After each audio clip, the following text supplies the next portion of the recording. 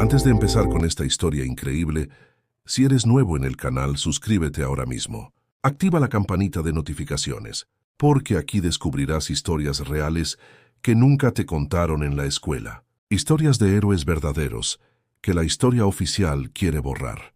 Dale like si ya estás enganchado. Y ahora sí, volvamos a esa noche que cambió todo. Un grito desgarrador atravesó la noche de Harlem y detuvo en seco al hombre más temido del barrio. Era la madrugada del 25 de abril de 1964. Las calles oscuras y silenciosas guardaban secretos. Secretos que estaban a punto de salir a la luz. Bumpy Johnson caminaba solo. Sus pasos resonaban sobre el pavimento mojado. Acababa de salir del legendario Small's Paradise, un club nocturno donde se cerraban acuerdos, donde se movían fortunas, donde se decidía el destino de Harlem. Esa noche había negociado con líderes sindicales, protegiéndolos de las extorsiones de la mafia italiana. Los trabajadores de sanidad necesitaban un escudo, y Bumpy Johnson era ese escudo. Tenía 59 años. Su cuerpo llevaba las cicatrices de 11 años encerrado en Alcatraz, la prisión más temida de América. Cada articulación le recordaba que ya no era el joven de 30. El frío de la noche se colaba hasta sus huesos. Estaba cansado, muy cansado. Solo quería llegar a casa, dormir, olvidar por unas horas el peso de ser el protector de todo un vecindario. Pero entonces lo escuchó. Un alarido que helaba la sangre. No era un simple llanto. Era el sonido de una madre desgarrada, el grito primitivo de alguien que ve cómo le arrebatan lo más preciado, como si le arrancaran el corazón del pecho, sin anestesia, sin piedad. El sonido rebotaba contra las fachadas de piedra marrón de la calle 135, atravesando la niebla, rompiéndose en 1000 ecos de agonía. La mayoría de los gángsters habrían seguido caminando. Después de todo, esto no era asunto de la mafia. No había territorio que defender, ni respeto que ganar, ni dinero que cobrar. Era simplemente otro joven negro, siendo triturado por el sistema. El mismo sistema que llevaba décadas destruyendo vidas, desde mucho antes de que Bumpy naciera.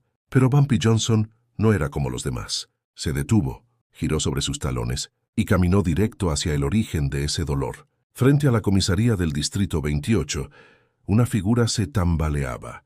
Ruth Robinson, 42 años de edad, empleada doméstica. Trabajaba en 3 empleos diferentes para mantener a flote a su familia. Su vestido de domingo, el que guardaba para las ocasiones especiales, estaba empapado. Lluvia mezclada con lágrimas. Sus manos temblaban violentamente. Sostenía un papel arrugado. Una orden de arresto. El documento que sentenciaba a muerte a su hijo. Bumpy se acercó con cuidado. En Harlem, no puedes simplemente aparecerte frente a una mujer llorando. Eso te puede costar un balazo, o algo peor. Señora, dijo Bumpy con voz suave manteniendo la distancia. ¿Se encuentra bien? Ruth levantó la mirada. Sus ojos estaban hinchados, enrojecidos por horas de llanto. Al principio no lo reconoció, pero entonces vio el sombrero, el abrigo perfectamente cortado a medida, la postura de un hombre que poseía cada centímetro de tierra que pisaba. Usted es Bumpy Johnson, susurró con voz quebrada. Sí, señora, respondió él. Ruth se derrumbó, se deslizó por la pared de la comisaría, hasta quedar sentada en el concreto helado. Van a matar a mi bebé, sollozó. Van a ejecutar a mi Marcus por algo que jamás hizo. Mi niño inocente. Bumpy sintió una punzada en el pecho. Se arrodilló a su lado, ignorando el dolor agudo que le atravesaba las rodillas. Cuénteme qué pasó, dijo con firmeza. Cuéntemelo todo. Y Ruth Robinson le narró una historia que haría que Bumpy Johnson arriesgara todo. Todo lo que había construido desde que salió de la prisión. Su hijo, Marcus Robinson Jr., tenía 19 años, pero su mente era la de un niño pequeño. En aquella época lo llamaban retrasado mental. Hoy lo conocemos como discapacidad intelectual. Marcus trabajaba en una tienda de abarrotes en Brooklyn. Un trabajo sencillo: empacar mercancías, barrer, ordenar estantes. Era un muchacho dulce, incapaz de hacerle daño a nadie. 2 noches antes, mientras regresaba a casa del trabajo, 2 detectives blancos lo interceptaron. Lo subieron a la fuerza a un automóvil sin placas, sin explicaciones, sin derechos. Le dijeron que una mujer blanca había sido asesinada. Sarah Bennett, 28 años, brutalmente apuñalada 57 veces en su apartamento del Upper East Side. Su compañera de cuarto, Lisa Carter, también había sido masacrada. Los periódicos lo llamaban el asesinato de las chicas profesionales. Toda la ciudad exigía venganza. Toda la ciudad blanca, claro. La policía necesitaba un culpable. Rápido. Y Marcus Robinson, un joven negro sin recursos, sin abogado, sin voz, era perfecto.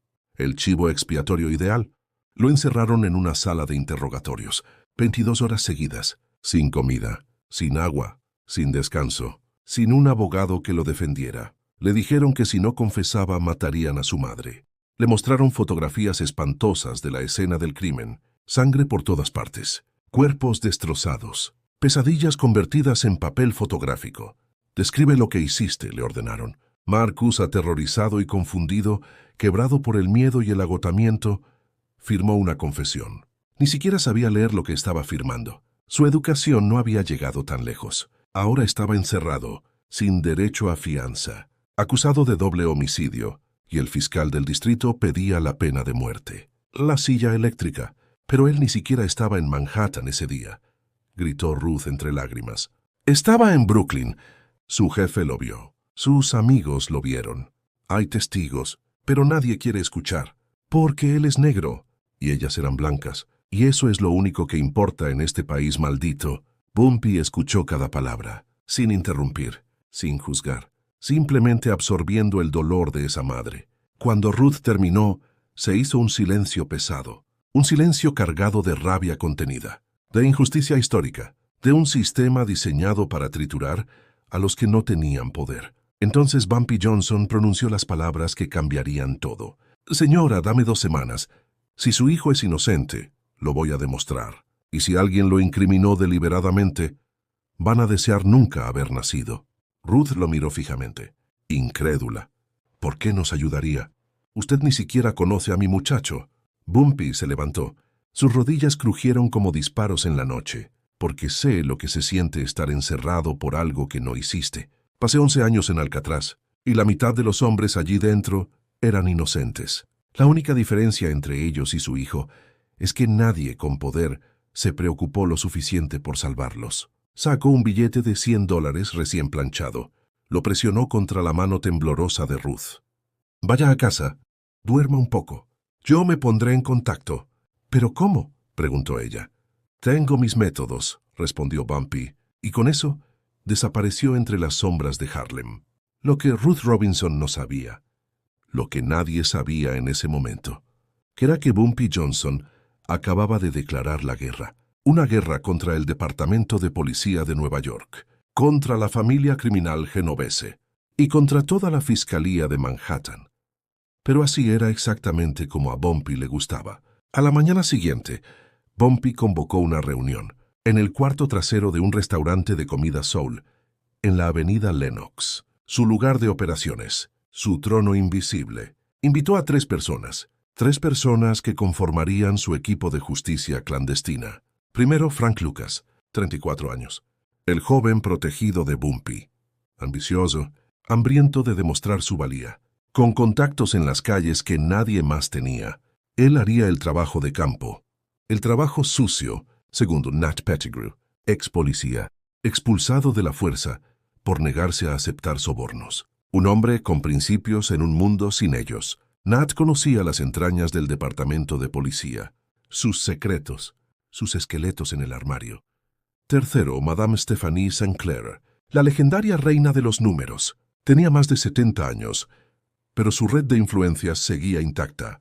Jueces, abogados, periodistas, políticos. Si necesitabas información en Harlem, ibas con Queenie. Ella lo sabía todo. Bumpy expuso la situación con claridad fría. Marcus Robinson no asesinó a esas mujeres, pero alguien quiere que el mundo crea que sí. Necesito saber quién, y necesito saber por qué. Frank Lucas habló primero. Jefe, con todo respeto, ¿por qué nos incumbe esto? Este no es nuestro problema. Los ojos de Bumpy se volvieron de acero. Frank, cuando un joven negro es incriminado por un crimen que no cometió, sí es nuestro problema. Porque hoy es Marcus Robinson, mañana puedes ser tú, o yo, o cualquiera de nosotros. Al sistema no le importa si eres culpable. Solo necesita a alguien a quien culpar. Un rostro negro que mostrar en los periódicos. Frank asintió, avergonzado. Había aprendido la lección. Stephanie se inclinó hacia adelante. ¿Qué necesitas, Bumpy? 3 cosas. Primero, necesito saber quién realmente asesinó a esas mujeres. Segundo, necesito identificar qué policías están encubriendo el crimen. Tercero, necesito pruebas irrefutables de que Marcus Robinson no estuvo ni cerca de Manhattan ese día. Nat soltó un silbido bajo. Eso es pedir mucho. La policía ya cerró el caso. No lo van a reabrir solo porque se lo pidamos amablemente. Bumpy sonrió con frialdad. Entonces no lo pediremos amablemente. ¿Te está gustando esta historia? Si quieres saber cómo termina, no te vayas. Y si valoras este tipo de contenido que rescata la verdadera historia, suscríbete al canal. Comparte este video con alguien que necesite conocer sobre héroes reales. Déjame un comentario diciéndome, ¿alguna vez defendiste a alguien cuando nadie más lo hizo? Ahora descubramos qué encontró el equipo de Bumpy. Frank Lucas comenzó investigando la escena del crimen. No podía entrar al apartamento. Estaba sellado por la policía, presentado como evidencia, pero Frank era ingenioso. Habló con el portero, con los vecinos, con el cartero, con cada persona que había estado en ese edificio el día que Sarah Bennett y Lisa Carter fueron asesinadas, y descubrió algo perturbador. El portero, un inmigrante polaco llamado Anton Kowalski, recordaba haber visto a un hombre blanco saliendo del edificio, justo alrededor de la hora estimada de los asesinatos. El hombre estaba cubierto de sangre, manchas carmesí en su camisa blanca, en sus manos, salpicaduras en su rostro. Vestía un traje caro, de corte italiano, el tipo de ropa que un trabajador promedio nunca podría comprar. Subió a un Cadillac negro y desapareció en el tráfico de Manhattan. ¿Le contó esto a la policía?, preguntó Frank conteniendo la furia. Anton negó con la cabeza lentamente. No me preguntaron. Solo querían saber si había visto hombres negros. Eso fue lo único que les importó. La sangre de Frank hirvió, pero mantuvo la compostura. ¿Puede describir a ese hombre? Anton podía, y lo hizo con precisión. Alto, cabello oscuro peinado hacia atrás con gomina, una cicatriz prominente en la mejilla izquierda, entre 35 y 40 años. Complexión atlética. Frank memorizó cada detalle y regresó corriendo donde Bumpy. Mientras Frank trabajaba en la escena del crimen, Nat Pettigrew estaba infiltrándose en sus antiguos contactos dentro del departamento de policía. Y lo que descubrió hizo que a Bumpy se le helara la sangre. El detective principal en el caso Bennett Carter era un hombre llamado Frank Sullivan. Sullivan era corrupto. Todo el mundo lo sabía. Estaba en la nómina de la familia criminal genovese. Recibía sobornos jugosos para hacer la vista gorda cuando los mafiosos cometían delitos. Robos, extorsiones, palizas, asesinatos. Sullivan era el paraguas que protegía a los criminales, siempre y cuando fueran los criminales correctos. Los criminales blancos, los criminales con conexiones. Pero aquí es donde la historia se puso interesante. Sullivan tenía un socio, no oficial, un colaborador en las sombras, un tipo llamado Johnny Cicatriz Mancini. Johnny no era policía, era un ladrón, un adicto a la heroína, y tenía una cicatriz en la mejilla izquierda. Nat excavó más profundo. Johnny Mancini había sido arrestado 3 veces en el último año, todas por robo con allanamiento, y las 3 veces el detective Sullivan había conseguido que lo liberaran, sin cargos, sin consecuencias, sin justicia. Sullivan está protegiendo a este tipo, le dijo Nat a Bumpy, y creo que Mancini es quien realmente mató a esas mujeres. La mandíbula de Bumpy se tensó. Sus puños se apretaron. Entonces Sullivan incriminó a Marcus Robinson para proteger a su compinche mafioso. Esa es mi teoría, confirmó Nat. Pues entonces necesitamos encontrar a Johnny Mancini. Y necesitamos hacerlo ya. Encontrar a Johnny Mancini no fue sencillo. Estaba escondido. Sabía que tarde o temprano alguien vendría por él. Tal vez la familia de las víctimas, tal vez otros mafiosos, tal vez su propia conciencia. Pero Frank Lucas tenía conexiones en el mundo de las drogas. Y los adictos siempre hablan, especialmente cuando necesitan su próxima dosis. Le tomó 3 días, 3 días de perseguir pistas en bares inmundos, en callejones oscuros, en guaridas de drogadictos. Finalmente, rastreó a Mancini hasta un picadero en el Lower East Side, un edificio abandonado donde los adictos se inyectaban heroína hasta perder la conciencia. Mancini estaba tan drogado que apenas podía enfocar la vista, flotando en un mar de opiáceos. Frank lo arrastró fuera del edificio. Lo llevó a un callejón trasero. Bumpy estaba esperando, de pie, inmóvil como una estatua, pero con una presencia que llenaba todo el espacio. «Johnny Mancini», dijo Bumpy en voz baja, pero esa voz baja contenía más amenaza que 1000 gritos. Mancini parpadeó intentando concentrarse. ¿Quién eres tú? Soy el hombre que te va a dar una opción. Puedes decirme la verdad sobre Sarah Bennett y Lisa Carter, o puedo entregarte a las personas que quieren verte muerto. Tú eliges. El rostro de Mancini se descompuso. Comenzó a llorar. Lágrimas de adicto. Lágrimas de cobarde. Yo no quería matarlas. Lo juro. Solo entré a robar. Iba a tomar joyas, dinero, lo que fuera de valor. Pero se despertaron y empezaron a gritar, y yo entré en pánico. ¿Entonces las apuñalaste 57 veces? Preguntó Bumpy con voz de hielo. Estaba drogado, muy drogado. Ni siquiera recuerdo la mayoría de lo que pasó. Solo recuerdo sangre, mucha sangre. Sullivan me dijo que me protegería si me quedaba callado. Me dijo que culparían a un negro y que nadie haría preguntas. Bumpy sacó una grabadora de su abrigo. La colocó sobre una caja de madera. Repite eso, todo, desde el principio. Innocence. Durante 45 minutos, Johnny Mancini confesó cada detalle espantoso. Cómo había forzado la entrada al apartamento. Cómo había asesinado a las 2 mujeres en un frenesí alimentado por drogas. Cómo el detective Sullivan lo había ayudado a encubrir el crimen. Cómo habían fabricado evidencia contra Marcus Robinson, un joven inocente, cuya única culpa era ser negro y estar en el lugar equivocado. Cuando terminó, Bumpy tenía todo lo que necesitaba. Grabado, documentado, irrefutable. Pero había un problema. La grabación por sí sola no sería suficiente ante un tribunal. Los abogados podrían alegar que fue obtenida bajo coacción, que fue forzada, que no era admisible. Necesitaba corroboración, testigos, pruebas físicas, algo más que las palabras de un adicto aterrorizado. Y ahí fue cuando Stephanie Sinclair demostró su verdadero valor. Stephanie había estado trabajando sus contactos en el mundo legal y encontró un abogado dispuesto a tomar el caso de Marcus Robinson. Pro bono, sin cobrar un centavo. Su nombre era David Coleman, un joven abogado de derechos civiles recién graduado de la Escuela de Derecho de Columbia, idealista, apasionado, convencido de que el sistema podía cambiar. Coleman escuchó la grabación. Sus ojos se abrieron como platos. «Esto es explosivo», dijo casi sin aliento. «Esto puede cambiar todo, pero necesitamos más. Necesitamos testigos que puedan ubicar a Marcus en otro lugar ese día. Necesitamos una coartada sólida que nadie pueda destruir». «Estoy trabajando en eso», respondió. Frank Lucas regresó a Brooklyn. Fue directo a la tienda de abarrotes, donde Marcus trabajaba. Habló con el dueño, el señor Park, un inmigrante coreano que había construido su pequeño negocio con décadas de esfuerzo. El señor Park confirmó que Marcus había trabajado todo el día el 23 de abril, el día exacto de los asesinatos, desde las 8 de la mañana hasta las 6 de la tarde. «¿Por qué no se lo dijo a la policía?», preguntó Frank. El señor Park bajó la mirada, avergonzado, derrotado. «Nunca me preguntaron. Y yo soy coreano. ¿Quién me creería?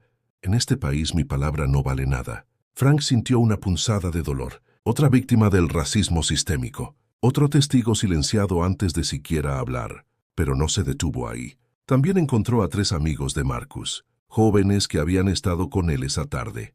Después del trabajo, jugando dominó en una esquina de Brooklyn. Todos confirmaron la coartada de Marcus. Bumpy ahora tenía todo lo que necesitaba: la confesión grabada, testigos de la coartada y pruebas documentadas de corrupción policial. Era hora del movimiento final. El 10 de mayo de 1964, Bumpy Johnson entró caminando a la oficina del fiscal de distrito de Manhattan. No iba solo. Lo acompañaba David Coleman, el joven abogado idealista que ahora portaba un maletín lleno de bombas legales.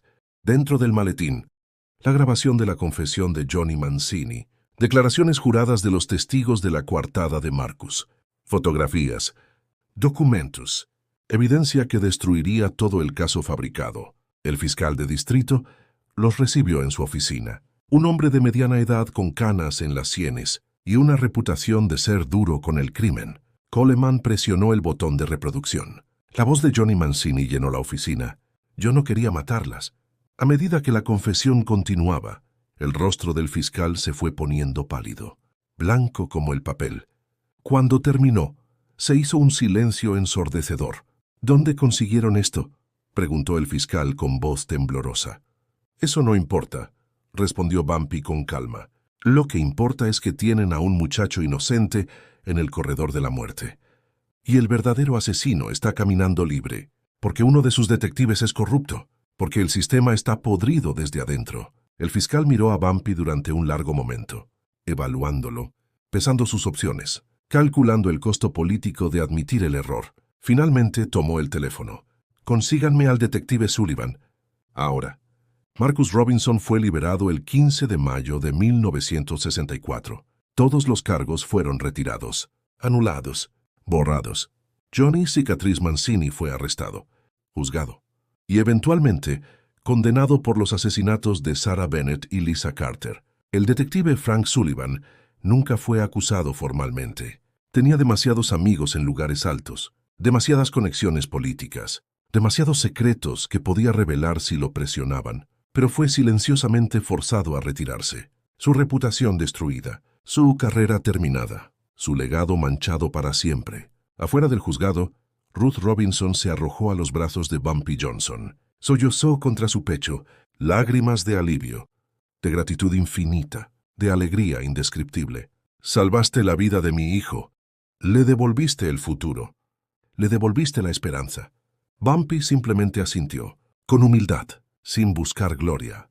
Eso es lo que hacemos en Harlem, señora. Protegemos a los nuestros, porque si nosotros no lo hacemos nadie más lo hará. Marcus Robinson vivió una vida tranquila después de aquello. Nunca olvidó lo que Bumpy Johnson hizo por él. Cuando tuvo su primer hijo, lo nombró Ellsworth, el verdadero nombre de pila de Bumpy, en honor al hombre que le dio una segunda oportunidad, una vida que casi le arrebatan. Y Harlem nunca olvidó. Lo que sucedió con Marcus Robinson se convirtió en leyenda, no en los periódicos. Ellos jamás publicaban historias sobre gángsters haciendo el bien. Eso no vendía ejemplares, eso no encajaba con la narrativa. Pero en las calles, en las barberías donde los hombres compartían historias, en las iglesias donde las abuelas rezaban, en las esquinas donde los jóvenes soñaban, allí se contaba la historia de cómo Bumpy Johnson salvó una vida inocente, de cómo un criminal demostró más honor que los policías, de cómo a veces la justicia no viene de los tribunales, sino de las calles. La historia probó algo que el sistema no quería que la gente supiera, que los verdaderos criminales a veces usan insignias, que la verdadera justicia a veces viene de los lugares más inesperados, que el poder no siempre está del lado correcto. Bumpy Johnson nunca alardeó sobre lo que hizo por Marcus Robinson. Cuando años después los periodistas le preguntaron al respecto, simplemente se encogió de hombros. Hice lo que cualquier hombre con conciencia haría. Nada más, nada menos. Pero todos los que conocían la verdad entendían. Bumpy Johnson no solo salvó una vida esa primavera de 1964, le recordó a Harlem que alguien todavía velaba por ellos, que incluso cuando el sistema fallaba, incluso cuando los policías y los tribunales y los políticos les daban la espalda, todavía había un hombre que se preocupaba, un hombre que escuchaba los gritos en la noche, un hombre que no podía ignorar el dolor de una madre, un hombre que creía que todos merecían justicia, incluso los que el sistema había olvidado. Su nombre era Bumpy Johnson, el padrino de Harlem. Si esta historia te conmovió tanto como a mí, si te hizo sentir algo profundo, entonces suscríbete a este canal ahora mismo. Presiona ese botón rojo, activa la campanita para recibir notificaciones de cada nuevo video, porque aquí no contamos cuentos de hadas, contamos verdades que te cambian la perspectiva. Dale like a este video. Compártelo con alguien que necesite escuchar sobre héroes reales. Y déjame un comentario abajo respondiéndome esta pregunta. ¿Alguna vez has defendido a alguien cuando nadie más lo haría? ¿Qué fue lo que te motivó a actuar? Cuéntame tu historia. Porque las historias de valentía necesitan ser contadas. Las historias de justicia necesitan ser compartidas. Las historias de humanidad necesitan ser recordadas. Y no olvides activar las notificaciones para no perderte más historias increíbles sobre las figuras más legendarias de la historia negra. Figuras que cambiaron el mundo. Un acto de valentía.